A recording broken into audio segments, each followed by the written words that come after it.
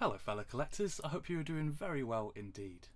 Welcome back to my ongoing series where I talk about the best films I watched in the preceding month, and today we take a look at my April in film. April was actually a really good month for me overall, not in the least part because I had 2 weeks of annual leave to take and took the opportunity to head back to the cinema. For some reason up until now I'd only been once the entire year, so it was really great to get to see some films on the big screen again. Curzon cinemas are usually my go-to, but unfortunately they just weren't playing any of the films I wanted to see, so I took the opportunity to try out some picture house cinemas, and for the most part really enjoyed myself, and they were a little bit cheaper too, which was a pleasant surprise. I've even managed to find one pretty close to my work, so hopefully I can keep up the cinema trips for the rest of the year. But well, without any further ado, let's get right into things and talk about the best films I watched in April. First up is The Yakuza, a film from 1974 and directed by Sidney Pollack. It stars Robert Mitchum, Ken Takakura, Kayako Kiishi, Christina Kakubo, Aiji Okada, Richard Jordan and more. This was another one of those films that had been sat on my shelves for the longest time, and as I so often seem to find with those films, it was superb. This is an utterly absorbing tale. It's a story about obligation and burdens, about honour, respect, and about love and family. Our story follows Mitchum as our main character, who, after the war, fell in love with a Japanese woman after saving her life. She clearly had feelings for him, but refused to marry him, for what reasons we don't yet know. We learn that she had a brother, her only surviving family member, and when he returned home was devastated to find that she was living with an American, but felt indebted to him for saving her life. An intolerable dichotomy. So he moves away and became involved in the Yakuza. Skip ahead many years, and Mitchum's character, called Kilmer, has been living back in America for a long time now, and a friend of his, a shady businessman, has been doing some deals with the Yakuza that he now can't deliver on, and so he asks Mitchum if he can go back to Japan and represent him. And after so many years, our protagonist then finds himself reluctantly thrown back to a country that he loved, where the only woman he ever loved still lives. Like stepping back into a past that he had tried to leave behind but never could. And that's how our film kicks things off. Then, of course, the story builds up steam, passions flare and violence erupts. I often think that the worst thing a film can do is leave you feeling nothing. If you don't care about the characters, how can you care about what happens to them? To a certain extent, anyway. Well, here, my goodness, do you start to care. There are some utterly heartbreaking and gut-wrenching moments. I couldn't believe it, and it had me tearing up. There is some savage betrayals, some shocking revelations, and my goodness, does it just sweep you away.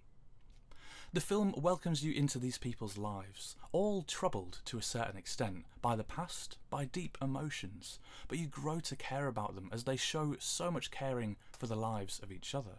And that's really what it's all about, survival and keeping those you care about alive. Robert Mitchum is on top form here, playing the aged man stepping foot into his history, and brilliantly showing that there is so much emotion bubbling just underneath his surface. Ken Takakura just drips with an effortless coolness to him, and their friction-filled chemistry is excellent and incredibly compelling. Kayako Kiishi was also superb here and had some excellent scenes with Mitchum, and you just fully buy into their relationship where you know there is so much subtext to their words, and they share some tender and heartfelt moments. There is also a wonderful soundtrack to this one. It has a sombre feel, like a minor chorded film noir almost, but also with a hint of James Bond to it, meshing into these sort of Japanese melodies. I really loved it, and the overall atmosphere and vibe were so immersive. Overall, this is a film that will grab you and keep you entirely engaged, with such an interesting story, deep and rich characters, and I just loved it. Next up, and we have Subway. A film from 1985 and directed by Luc Besson. This one stars Christopher Lambert, Isabelle Adjani, Jean-Hughes Anglade, Jean Reno, Michel Galabru and many more. I recently picked up the 4K edition of Luc Besson's La Femme Nikita, which was a film that I'd been wanting to watch for years now, so it was really great to finally get a chance to see it. I think I built it up too much in my expectations though, because while I certainly enjoyed it, It didn't blow me away like I was hoping it would. However, it just so happens that randomly I had also watched The Fifth Element not long before that, and together these just both spurred me on to explore more of Luc Besson's filmography that I hadn't seen yet. And so it led me to this one, Subway, which I'd never even actually heard of before. And of course, because I'm talking about it now, you can probably guess that I absolutely loved it. This is a very stylised film, and despite it being only the second feature that Besson made, you can see his burgeoning visual style and atmosphere coming through more strongly than I had anticipated. I'm not really too sure how to describe this one, because the bones of the story, the setup if you will, while it is relevant and what the film hangs on, doesn't really do any justice to actually saying what happens. And if you've seen this one, hopefully that will make sense to you, but if you haven't, it probably just sounds like gibberish, but believe me, it's true. So technically it's about a wild sort of criminal thief safecracker guy played by Christopher Lambert, who's fallen in love with a wealthy woman that he has stolen some important papers from, and he takes refuge in the metro, the subway of Paris, while he is trying to run away from her cronies. The story hangs on this, but as I say, it's more just something straightforward that we can grasp, because the film then dives off the deep end. I don't really want to say anything more than that, because going into this one blind was a wonderful experience, and if you haven't seen it yet, I don't want to give away any reveals. What I can say though is that this is quirky, it's weird and interesting and strangely funny too. I think it has elements of anarchic sensibilities, it's absurdist at times, and feels quite like a punk film in many ways as well.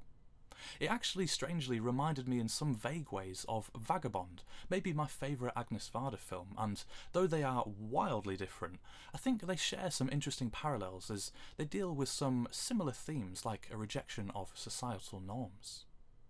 It's a film with great romance, plenty of chases both on foot and on rollerblades. It involves crime and odd characters. You've got the police and private security types all thrown together in a strange and wonderful setting, and I just had a gloriously good time with it. It's got great vibes, great atmosphere, and I'm not sure I've ever seen anything like it before. And to top it all off, it has a superb ending. Just enormous fun from start to finish. Moving on, and we have The Daytrippers, a film from 1996 and directed by Greg Mottola. It stars Hope Davis, Parker Posey, Liev Schreiber, Anne Miara, Pat McNamara and Stanley Tucci. Our story follows Hope Davis's character, who is married to Stanley Tucci's character. They seem to be happy together, except that when he leaves for work, she finds a note that hints that he might be having an affair. So she goes round to her parents' house and tells them all, and then they set off on a family road trip to New York to try to track him down so she can have it out with him, and so begins this oddly wonderful adventure. Again, this was one that I just had an absolute blast with. The dialogue is witty and sharp, and there is a great family vibe. Plenty of hilarious moments with looks of utter disdain and cringe, and some awkwardness that is frankly outrageously funny. This was a film where I was laughing out loud a lot. You get to enjoy the madness of her parents with the classic tropes of an overbearing and overly dramatic mother and a quiet and long-suffering father. Add to that her younger sister and then her sister's boyfriend, played by Liev Schreiber, and he in particular steals the show for me. He looked like he was having a blast playing this character. He is this pseudo-intellectual who knows just enough to impress the less educated, but falls apart like a house of cards when faced with other educated people. And there is a great running gag where he is trying to explain the premise of a book he's written about a man that was born with a dog's head, and the reactions of the others are just comedy gold. How could I also not mention Anne Miara, who, as the mother, is so extra and over the top, and it reminded me of the type of character and acting we'd expect from Catherine O'Hara these days, and I do actually wonder if she modelled some of her characters on Anne Miara's performance. Either way, it is absolutely wonderful. The story itself is of course simply ludicrous. Why on earth are they there all together? This utter cadre of characters. It makes no sense. It shouldn't be some family fun time trip. The core of the story is a serious one, but there is absurd comedy at every turn here as they get embroiled in all sorts of situations along the way. Greg Motteler, who not only directed this but wrote it as well, does a superb job using a pretty serious subject matter as the bones of a rip-roaring comedy that is so wonderfully 90s and just a great ride, no pun intended. Brilliantly written and a very tight story that doesn't feel rushed, and that, despite its short 87-minute runtime, lets scenes breathe and take on a life of their own. This was thoroughly enjoyable and certainly one that I already look forward to revisiting. And for a story that takes place over the course of a single day, a good reminder that, my goodness, what a difference a day can make. And then last, but by no means least, we have a very big change of pace and go from a great comedy to one of the most brutally heartbreaking films I've ever seen, which is Dancer in the Dark. A film from the year 2000 and directed by Lars von Trier, it stars Björk, Catherine Deneuve, Peter Stormare, David Morse, Cara Seymour, along with a host of others. I remember listening to Roy from Blue Roy Movies talk about this one quite a while ago and how it affected him, and now I can finally relate. What can I say beyond that this tore me to shreds?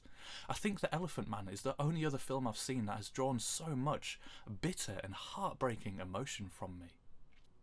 Björk plays our central character, who is such a gentle soul, a thoroughly good person, quiet, sweet and generous.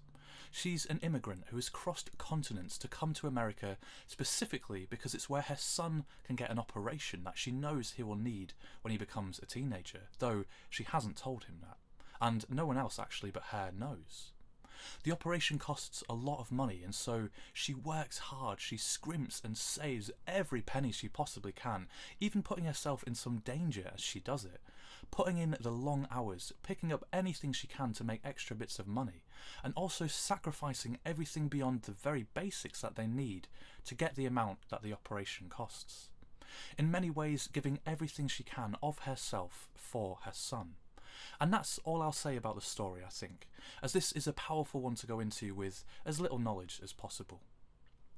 Björk is simply sensational here. She wears a smile that you feel hides a mountain of sadness and struggle, and it feels like a dam that's holding back a flood of tears if she ever let it break for just a moment. She plays a woman surrounded by struggle on every side, internally in her life, also from people at work, from something that should be a fun project, from her neighbours, even from her friends. Catherine Deneuve, who plays her closest friend, can even be fairly harsh at times, and actually I think a testament to her acting in this film as well, because there is a part where you really hate her, and any film which can make me hate Catherine Deneuve has done something astonishingly impressive. I also thought Peter Stormare was fantastic in this as well, a very different sort of role than I'm used to seeing from him, but really brilliant stuff. And surprisingly to me, and something I haven't even mentioned yet, is that this is a musical. I had no idea about that going in. So there are songs interspersed throughout this one, and all composed by Björk herself, and very much with the flavour of her music. The songs and dance sequences I thought were so brilliant, these moments of relief from a difficulty providing some escape into joy. Though even with that, there was a minor and melancholic thread running through them. The songs all work so well and are deeply moving and beautifully melodic, and don't overpower anything or overstay their welcome, so even if musicals aren't your thing, don't be put off by that at all.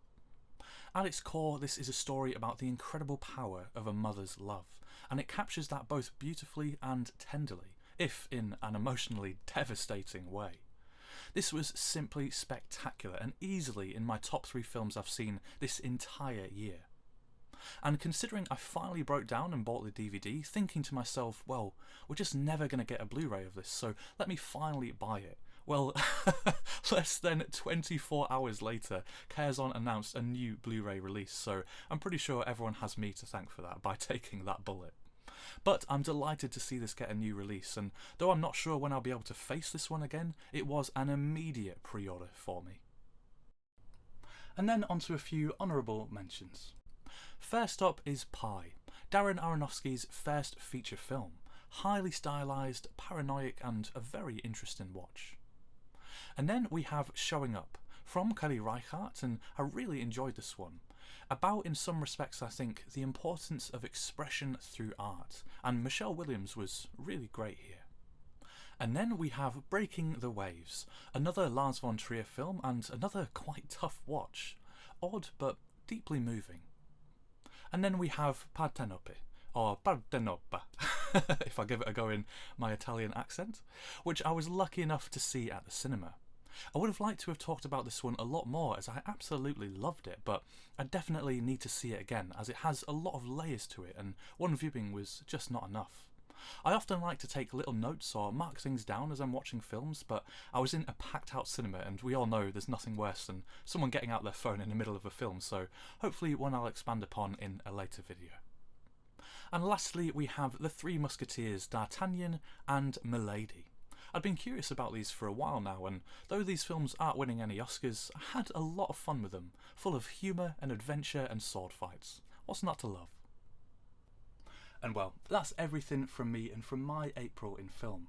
I hope yours was also a really good month full of watching great films. And I hope your May has been going really well too. Hopefully it's been as lovely as the gorgeous weather that we've been having.